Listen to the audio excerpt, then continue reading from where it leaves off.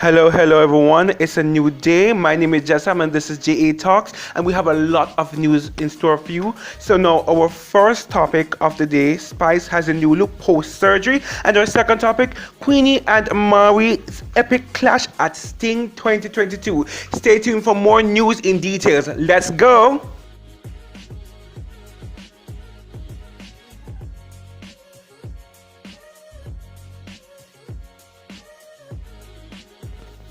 Alright, so first off, we're going to start off with Spice. So, therefore, on Christmas Day, for the first time since her surgery in November, dancehall queen Spice posted Christmas pictures of herself and her family members with the caption, "Merry Christmas blessings from me in the Blue House, with my family to yours.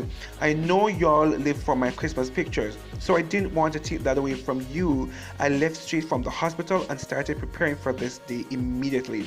I went shopping in disguise and came home with and wrapped all these gifts one by one until I looked under the tree and smiled. I'm so grateful I didn't miss this moment, cause if y'all know me, you know that I live for Christmas Day. God is truly amazing. I can't wait to see the joy when everyone opens their gifts. Love you all besties. Hope you all have a happy holiday. And don't forget to pray and give God all the glory and thanks. Only 6 days left until the New Year's. So being here is a blessing." Alright, so that's the caption that she posted. But you know what I really wanted to speak about, and because I really was not going to address this topic, because this is all the way in Christmas, which is Sunday, and today is what, Tuesday or Wednesday, I don't know. But anyways, I saw the question being reignited again on Twitter, and then I was like, okay, you know what? I'm not stupid. I am not stupid. So I was looking at Spice, and I was looking at her jawlines are more defined. I don't know if y'all noticed. I don't know what it's called or if she did any procedures on her face, but I noticed two things. Her jawlines are more defined, and I also noticed that her nose bridge is also more defined as well. Not saying that she did a nose job. Her nose is still broad, but her face looks a lot slimmer. Her neck, it looks a lot slimmer. So it's obvious that she would have lost some form of weight. I don't know how. Person speculated that she did plastic surgery. I can't say because she did not openly come out and say she did any form of plastic surgery. But I'm just saying that I noticed a great difference in her photos. All right, this is the first time we're seeing Spice since it was announced that she did the surgery in November, and so now we're seeing her for the first time, and she looks different. She looks slimmer. She looks different.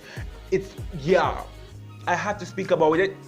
And a lot of persons would have seen it, and I'm glad I wasn't the only who noticed it. I was not going to say anything about it, but it was there was a discussion on Twitter, and I was like, I am not crazy. I know I'm not crazy. So yes, so Spice did. I don't know what she did, but she looks a lot different. She still looks beautiful. She looks very beautiful, but she looks different. All right. So now. Alright, so guys, now we're going to talk about Queenie and Amari. Queenie and Amari's Clash Sting 2022. Oh my gosh, oh my word. It was something. I'm not going to use the word epic, but it was definitely entertaining. Now, before I go ahead and give my commentary, you know what I'm going to do? Go, guys, and watch it for yourselves. Watch, I have a clip for you, so take a look at it, and then we're going to get back to the commentary. Let's go.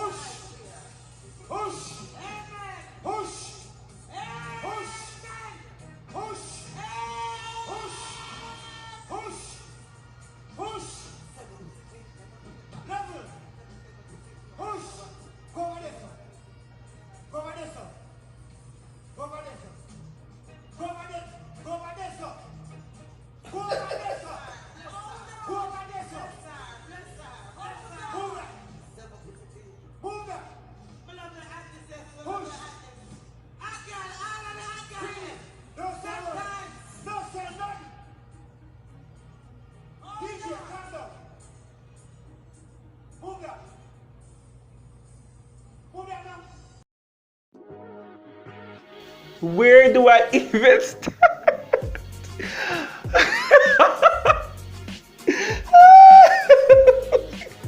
Alright. Alright. Right. Let me just talk about it. Let's get into it. Okay. So, alright, let's talk about Queenie first. I'm gonna talk about Amari. With Queenie. What I like about Queenie though, Queenie is a free-spirited individual. She's the type of person who don't give a crap about what other person think about her. She is the type of person I believe that represents us in that, because she has a lot of followers. She's a free-spirited person, and she doesn't really care. What you see is what you get. And I think the reason why a lot of us follow her, she represents us in the fact that her craziness, a lot of us, we wish we could have been that free-spirited and crazy without being judged, without being seen as stupid or whatever. And she does that without caring, without a care in the world. And she is a brave person. And I like that about her. And she's a realist. If a lot of persons may say, oh, she's not attacked, she's not this boat or whatever the case may be. But, you know, I think there's a time and place for everything, and Queenie knows that. Queenie is the type of person, she knows that there's a time and place for everything. And the Queenie that you see on social media is not necessarily the Queenie that you see in person in real life. She's actually a decent person, actually knows how to carry herself. You understand? You never see Queenie coming out and posting videos of her immediate family, dissing them or whatever. Yeah, she talk about Dewey, but I mean, Dewey came into the spotlight, but I have never seen Queenie speak badly or ill about any of her children or anyone. And I'm sure that she would have had situations or problems with her children, but she has never done that because, you know, she has a sense of social responsibility. So I like that about Queenie, generally speaking. But yeah, let's talk about the clash that was. Queenie was minding her own business. Queenie decided she should have a clash Amari, and so she decided that, you know what, I'm just gonna have fun, and that was what she did. She had fun with it, and we, all of us, the crowd, the audience, we enjoyed it. There were maybe one, you know, whatever, but apart from that, I can say I watched it and I had fun in terms of the Queenie segment. I had fun, the audience had fun, so definitely I had no problem with Queenie's performance. Queenie took the clash by far, of course. Let's talk about Amari. Now, with Amari, it seems as though she is a clout chaser. I'll be honest with you, it seems as though Amari is the type of person who chases clout. The first time we came to the understanding of Amara, at least I came to the understanding of Amara, was when she did with Gully Bop, and she was a lot bigger, you know, she was plus size, as one would put it. She was with Alright Cool. She come up with this song, Nico, you mash up my life. And let me just say something, that song was actually a hit. Right? Even though a lot of persons may say this song's stupid and doesn't make no sense or whatever, regardless, the song was a hit. It has a lot of views. It was, what's that word again? It was streaming actually. It was trending in Jamaica. Regardless of whether or not you want to say the song is stupid, the fact was the song was trending. The fact was a lot of us remember that song, right? And so she was able to sell stupidity to us. No. And let me just say, for me personally, in my humble opinion, I don't have a problem with her type of music. I prefer her type of music rather than the monotonous or the monotonous music that's taking place in dancehall, because dancehall has become monotonous, where all they speak about is violence and sex.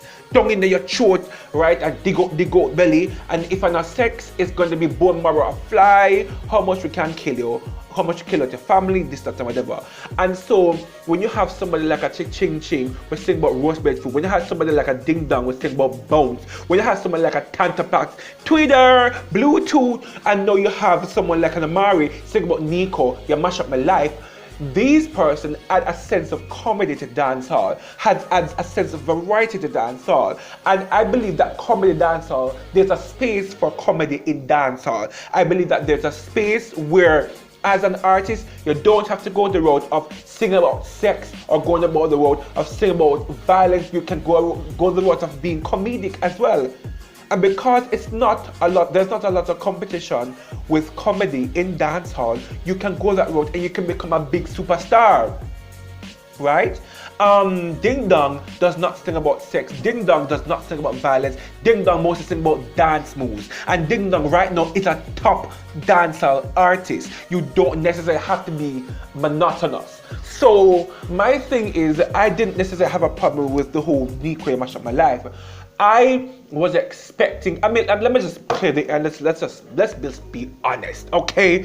Amari's is not a hardcore artist. I don't think she has a lot of lyrics in terms of, on point lyrics to say, stir the crowd up. I was not necessarily expecting that, but I was expecting for her to try. I was expecting for both of them to try, because regardless, let me tell you something, stupidity sells. Stupidity sells.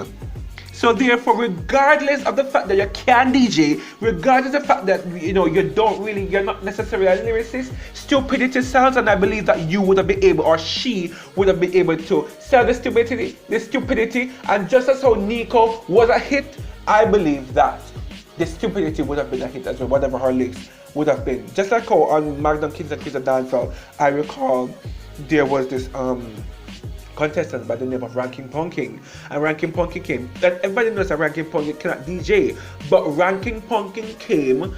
Well, I was disappointed. Let me just say, I was actually disappointed in her performance, actually. But I would have wanted her to try something, you understand? Because if she tried something, let me tell you something else. Jamaica would take stupidity and we take serious things back joke. Jamaica, we are a happy country, we are a comedic society. You can sell stupidity. If you have confidence in your stupidity, you can sell it to us and we will take it and we will run with it. That is Jamaica. Jamaica is a country that we like the gimmicks. We take everything and make joke. So I have no doubt that if she was confident in her stupidity, if Amari was confident in writing some lyrics, I think that make no sense, but she said it confidently, yeah, I believe that the crowd will go wild. Because let's be honest, after the thing where Queenie said no make no sense, but the people still love her. Because what? She sold her nonsense with confidence. And that me say, selling nonsense with confidence. Yeah, and that me say. So yeah, all in all, Queenie, yeah. Queenie take the thing, Queenie take the cake, Queenie in the clash, yeah. Queenie it is for me, yeah. Alright, so yes, thank you very much guys for another episode of JA Talks. It was actually my pleasure doing this episode for you. And again, yeah, I hope you guys enjoy this. Don't forget, oh my god, what is wrong with me? Don't forget to like, comment, share, and subscribe this video. And also, my final saying, your independence is the foundation of your liberation. Take care, guys.